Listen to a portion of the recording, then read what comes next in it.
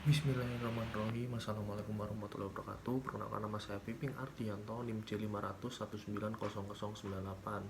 Jadi di sini saya akan menjelaskan tentang analgetik dan juga antiinflamasi. Nah, sebelumnya apa sih analgesik itu? Nah, jadi analgesik adalah obat penghilang nyeri atau painkiller. Nah, nyeri itu sendiri adalah suatu gejala yang paling sering umum dan sering membuat orang itu pergi untuk berobat. Nah, selanjutnya yaitu adalah antipiretik.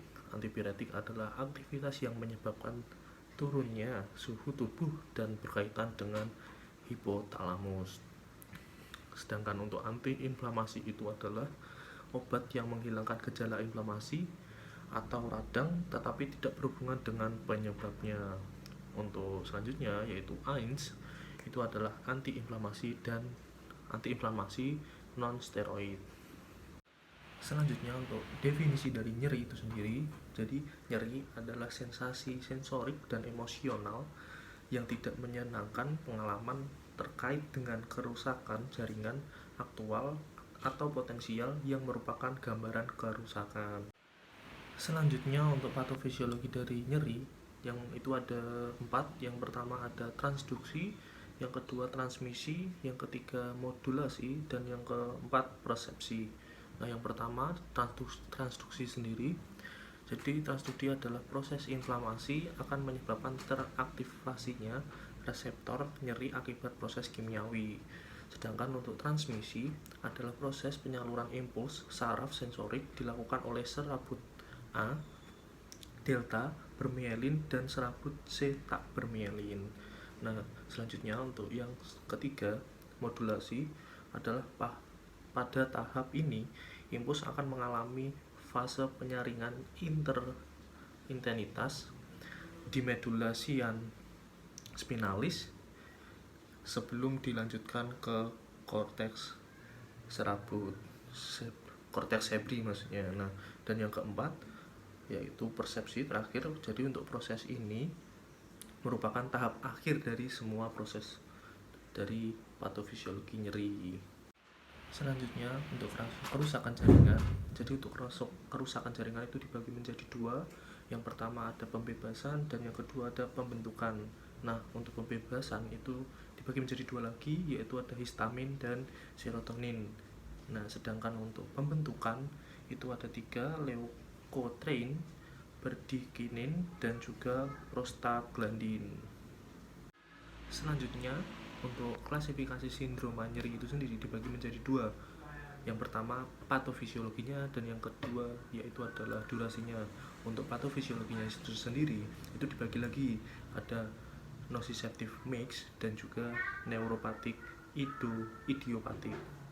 Nah, untuk nociceptive itu sendiri itu ada somatik dan juga visceral, dan untuk neuropatik itu nanti ada periferal dan juga sentral. Selanjutnya untuk klasifikasi nyeri itu dibagi menjadi 3. Yang pertama berdasarkan etiologinya, yang kedua berdasarkan waktu durasinya, dan yang ketiga itu berdasarkan intensitasnya. Yang pertama untuk berdasarkan etiologinya itu yang pertama nyeri fisiologis, yang kedua nyeri inflamasi, yang ketiga nyeri neurogenik, yang keempat nyeri psikogenik. Nah, untuk berdasarkan waktu durasinya itu ada 2. Yang pertama nyeri akut dan yang kedua nyeri kronis. Selanjutnya untuk berdasarkan intensitasnya itu yang pertama mild pain yaitu fase 1-3 atau 4. Dan yang kedua moderate pain itu fase 4-7. Untuk yang ketiga severe pain itu nanti fase 8-10. Selanjutnya untuk inflamasi itu. Nah, jadi untuk tanda kardinal inflamasi itu yang pertama ada kalor, dolor, rubor, tumor, dan juga fungtiolisa. Dan kemudian untuk selanjutnya yaitu mediator inflamasinya itu sendiri. Yang pertama ada histamin, yang kedua 5-HT, yang ketiga faktor hematoklik, yang keempat bradykinin, dan selanjutnya leukotriene, PG, PAF, dan juga prostacyclin.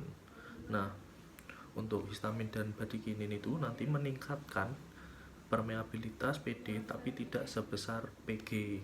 Untuk leukotriene B itu nanti hematokrit poten.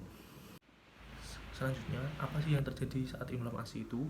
Nanti yang pertama ada kerusakan mikrovaskuler, yang kedua permeabilitas kapiler meningkat, yang ketiga yaitu migrasi leukosit ke jaringan, dan selanjutnya kalor rubor dan dolor fungsio lysa.